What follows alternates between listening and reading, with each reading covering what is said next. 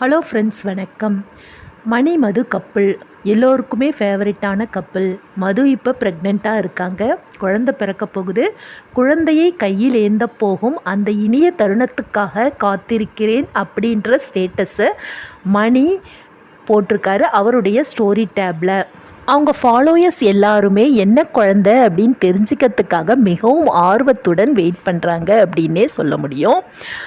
College Manjula தம்பதிக்கு இப்போ தான் குழந்தை பிறந்தது, ஆண் குழந்தை பிறந்தது. ஸோ மணி மது கப்பலுக்கு என்ன குழந்தை அப்படின்றத கூடிய சீக்கிரத்தில் நாம் எல்லாமே தெரிஞ்சுக்கலாம்.